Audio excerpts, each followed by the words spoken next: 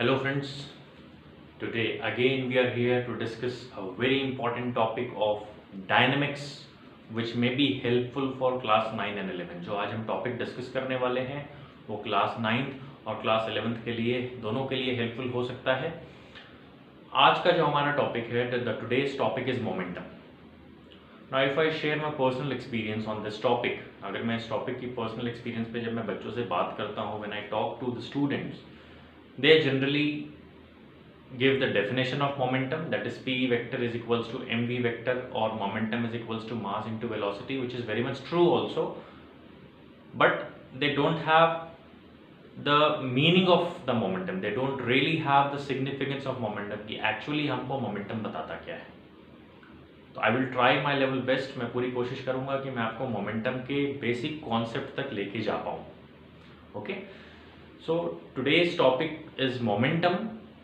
In physics, momentum is generally defined as the product of mass and velocity of the object. Suppose the velocity of the object is v and it has its own mass m. अगर किसी body की velocity v है, v velocity से move कर रहा है और उसका जो मास है वो m है, तो मोमेंटम इज इक्वल्स टू होगा mv। यहाँ पे आपको दिख भी रहा होगा कि p vector, p stands for momentum, p जो है वो मोमेंटम को इंडिकेट करता है, उसके ऊपर एक एरो बना हुआ है, तो ये जो एरो है वो क्या इंडिकेट कर रहा है? This arrow indicates momentum is a vector quantity. So what is the definition of momentum? Mathematically momentum is defined as the product of mass and velocity of the body. Momentum को हम क्या बोलते हैं? मास और velocity का product. अब मास का ऐसा यूनिट क्या होता है? केजी, और वेलोसिटी का ऐसा यूनिट क्या होता है? मीटर पर सेकेंड। तो मोमेंटम का ऐसा यूनिट क्या हो गया? केजी मीटर पर second. So what will be the SI unit for momentum? KG for mass, metre पर second for velocity. So the momentum will have SI unit of KG metre पर second. So we have seen the definition which is the product of mass and velocity. It is a vector quantity and its SI unit is kg meter per second. इतना बोल के बच्चे generally खत्म हो जाते हैं। मैं इसको थोड़ा सा और आगे लेके बात करूंगा कि what is the significance of momentum, actually why we calculate momentum. So what I personally feel, momentum indicates the amount of motion contained in a body. किसी भी बॉडी में कितना मोशन है ये हमारे पास मेजर करने का और कोई दूसरा तरीका नहीं। So what we generally have, whatever value we calculate for momentum, it indicates the amount of motion contained in a body. किस बॉडी में कितना अमाउंट ऑफ मोशन है या हो सकता है फोर्स अप्लाई करने के बाद या फोर्स अप्लाई करने के पहले, अगर उसको मोशन में लाना है तो मैंने यहाँ पे 6 डिफरेंट केसेस डिस्कस कर रखे हैं।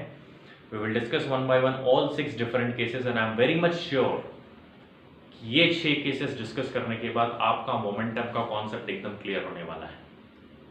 Okay, so let us start with the first case. In the first case if you see here I have taken 2 bodies, मैंने 2 बॉडीज ली है यहाँ पे A और B। इन दोनों बॉडीज का मास अगर आप देख रहे होंगे MA और MB, यहाँ पे जो मैंने लिख रखा है, both are 5 kg। That means the mass of both the bodies are same. Now in case 1 and 2 I have taken the bodies moving, ठीक है। In case 1 if you see the mass is constant, velocity of body A is 10 meter per second, velocity for body B is 20 meter per second। मतलब mass same है, एक की velocity ज़्यादा है, दूसरे की वेलोसिटी कम है। अगर मैं आपसे एक क्वेश्चन पूछूं बिना मोमेंटम कैलकुलेट किए, forget about momentum, if 2 bodies are having same mass, one is moving with lower velocity, one is moving with higher velocity, on which body you will apply more force to stop? Obviously अगर मास आपका same है तो जो body ज़्यादा velocity से move कर रही होगी उस पर आपको ज़्यादा फोर्स लगाना पड़ेगा स्टॉप करने के लिए। Am I correct?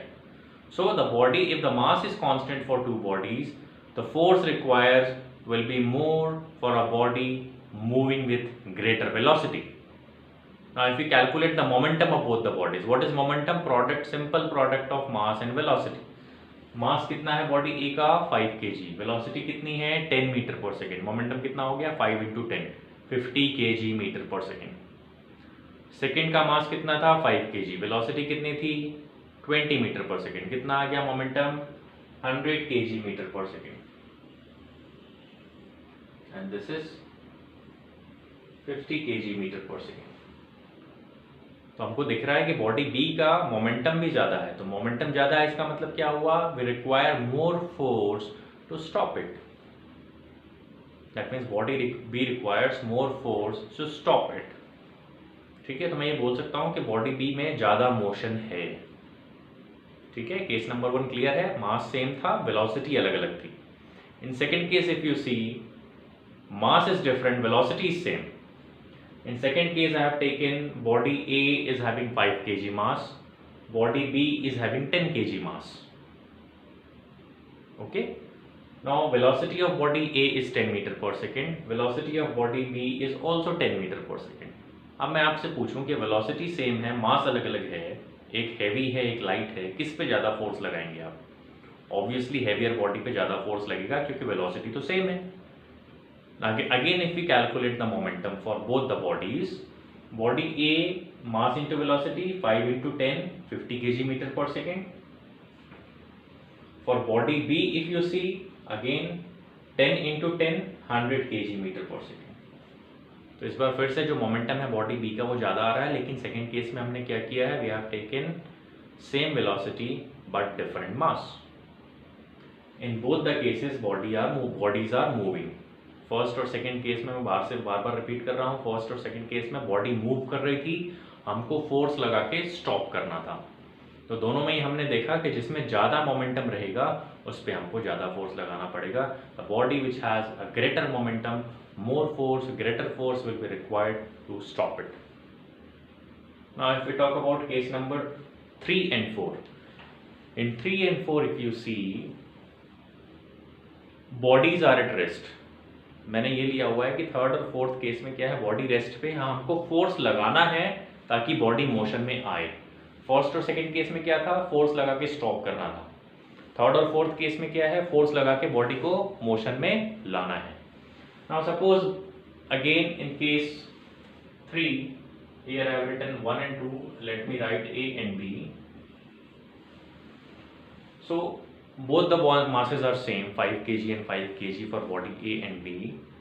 अब अगर मास सेम है, एक में मुझे ज़्यादा वेलोसिटी पे लेके जाना है बॉडी को, दूसरे पे मुझे कम वेलोसिटी पे लेके जाना है। सपोज बॉडी बी को हमको 20 मीटर पर सेकेंड पे लाना है, जो मैंने यहाँ पे वैल्यू लिख रखी है, और बॉडी ए को 10 मीटर पर सेकेंड पे लाना है, तो किस पे ज़्यादा फोर्स अप्लाई करना पड़ेगा? अगर मास सेम है तो सेकेंड बॉडी पे, जिसपे आपको वेलोसिटी, जिसकी वेलोसिटी ज़्यादा चाहिए उस पर ज़्यादा फोर्स लगाओ, है ना।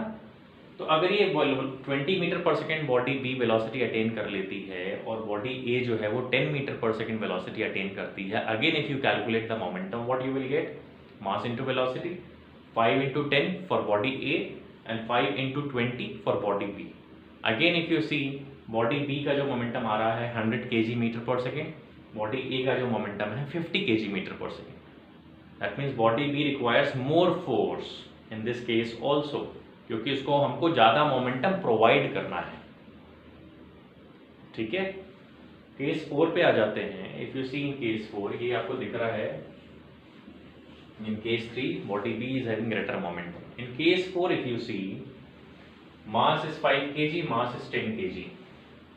इन body A and B, body A का जो मास है वो 5 kg है, बॉडी बी का जो मास है वो 10 kg है।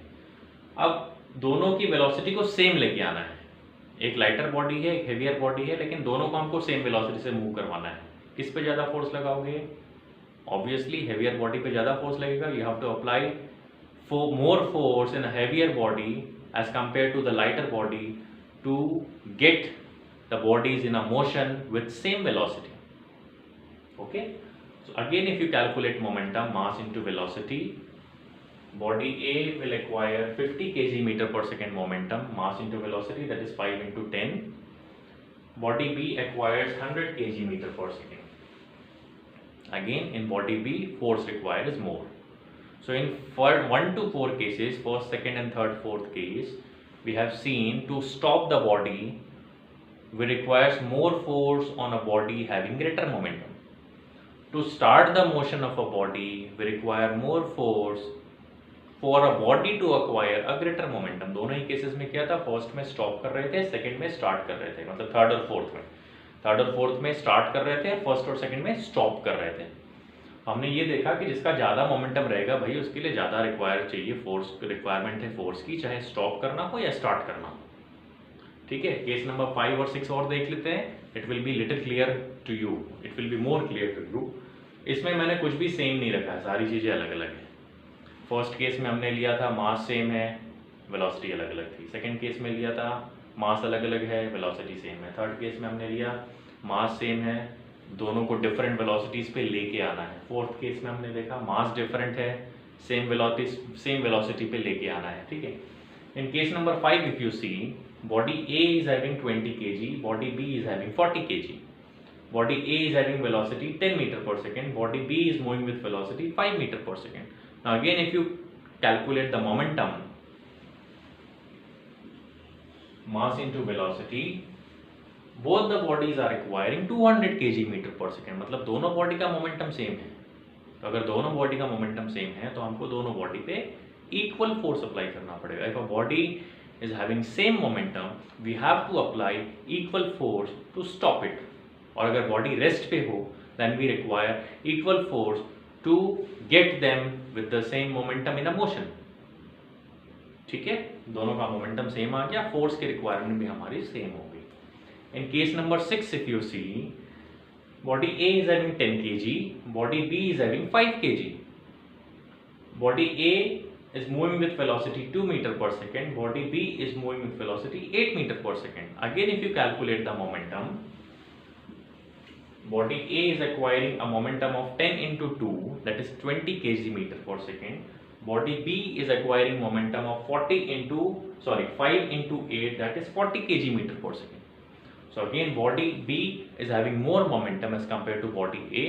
Again it will require more force to stop or more force to start if a body wants to move with that momentum 40 kg meter per second. तो अल्टीमेटली इस पूरे scenario से मुझे क्या समझ में आया? मुझे ये समझ में आया कि the significance of momentum is it indicates the amount of motion contained in our body, which is the purpose of this class, to explain you with all these 6 different cases what is momentum. Okay, so momentum is simply, if I conclude this class, this is just a general discussion about momentum. और इसको अगर मैं force से relate करूंगा तो मुझे force और momentum में एक रिलेशन दिख रहा है ना। I am able to relate force and momentum. ठीक है, more momentum that means more force requirement, या फिर इसको देखें कि जितना ज्यादा फोर्स लगाएंगे उतना ज्यादा मोमेंटम में चेंज होगा। If you apply more force the momentum will change in a greater way, in a greater extent. Okay, जैसे बॉडी अगर वेलोसिटी किसी वेलोसिटी से जा रही है, आपने फोर्स लगा के उसको रोक दिया तो क्या हो गया? मोमेंटम पहले बॉडी में था, आप उसको रेस्ट पे ले आए तो मोमेंटम क्या हो गया? जीरो हो गया, क्योंकि वेलोसिटी जीरो हो गई। ठीक है, तो बॉडी की जो मोमेंटम है वो नॉन जीरो वैल्यू से जीरो पे आ गई by application of force. Okay, so force is a cause and change in the momentum is the result of application of force.